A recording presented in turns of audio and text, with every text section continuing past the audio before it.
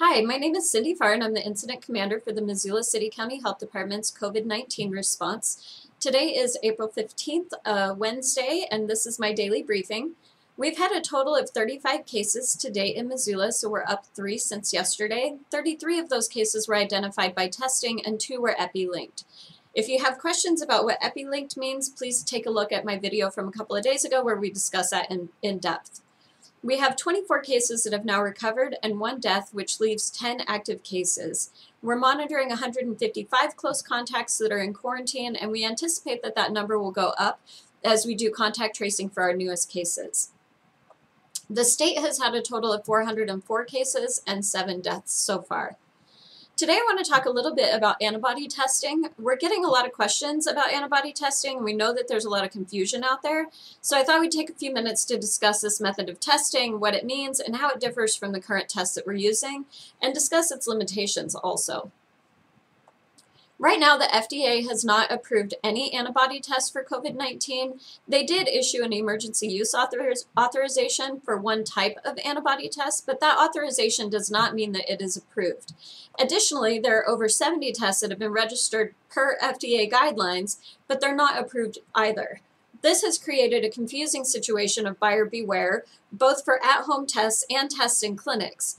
All of them tout their ability to analyze exposure to COVID-19, but none have successfully gone through the FDA's process. The bottom line, the FDA is still validating antibody tests. Those currently available on the market have not gone through review, and their accuracy has not been vetted. Just yesterday, the FDA tightened the reins after seeing how many antibody tests were out there and how many are not standing up to scrutiny. The challenge of getting a good antibody test is a global issue. We saw this last week in Europe, most notably in the UK, where after ordering 18 million tests, they discovered that the tests failed to provide accurate results.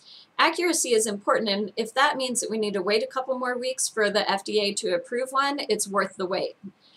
Let's talk about why accuracy matters. The tests that don't identify immune people could lead to bad data about population immunity, which could really affect decisions about getting back to life as usual. On the flip side, if a test identifies people as immune when they're not really immune, they could also have a false sense of security, stop practicing social distancing, and put themselves and others at risk. There's really just no benefit in rushing this test if we get poor quality data. It's a waste of time, money, and potentially human lives. Now, we should talk about what the antibody test does and doesn't do. We've had people reach out to us suggesting that the antibody test is a solution to the current testing challenges, and that if we could just get our hands on these, we could test everyone and figure out who to put in isolation. However, that's not really how an antibody test works. An antibody test detects proteins formed by your immune system in response to an infection. But these antibodies may not be detectable by the test for 3 to 7 days.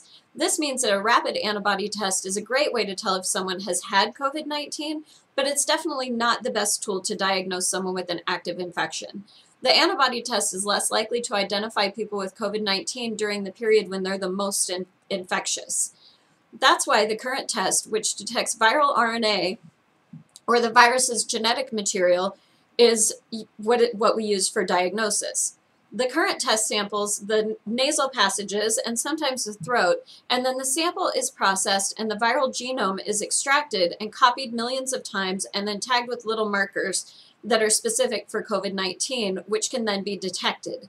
Therefore, when someone has symptoms that are consistent with COVID-19 and the test comes back positive, we can make that connection that their symptoms really are caused by COVID-19.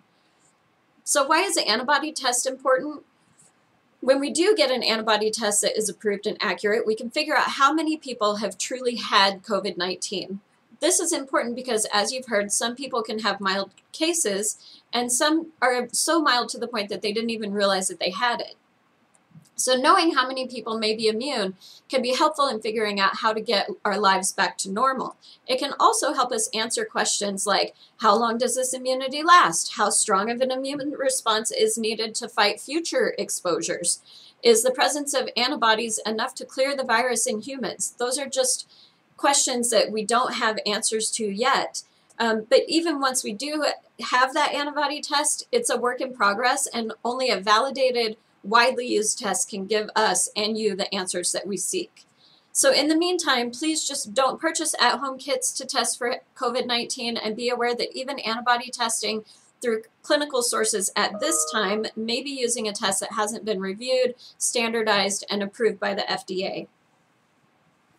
So the other topic I want to touch on is the state report. So the state of Montana issued a report yesterday that showed that as of Friday of last week, 26% of the cases in Montana were community acquired. In Missoula, we're finding that about a third of our cases are considered community acquired. What that means for us is that it shows us that COVID-19 is out there in the community, and the potential for spread in Missoula and everywhere else in the state is definitely there. Some good news is that local public health efforts and the preventative measures that you all are doing out there in the community is helping to slow the spread of this disease. The rate of positive statewide is starting to slow, and the fact that the proportion of the community-acquired cases has remained pretty steady shows that our contact tracing and case investigations are working.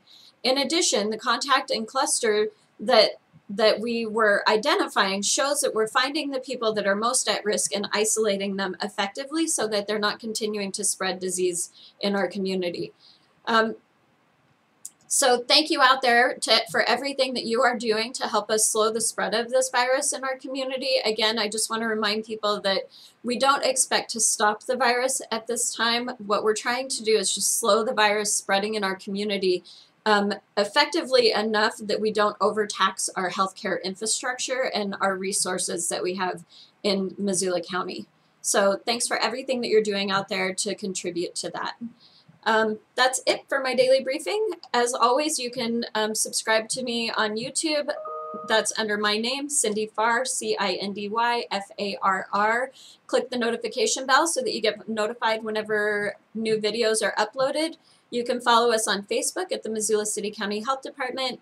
I just want to remind people that our testing capability has opened up a little bit out at our drive-through testing facility. So anyone who's having symptoms can call 258-INFO, and they can get talk to a nurse, and they can get an appointment to get tested. So call 258-INFO for that, or any other COVID-19 related questions that you might have. Or if you're just looking for resources like rental assistance or assistance getting food, you can call that number and they can direct you to the right people. And you can check our website at missoula.co/cvirus. Okay, so everybody stay healthy, and I will talk to you all again tomorrow.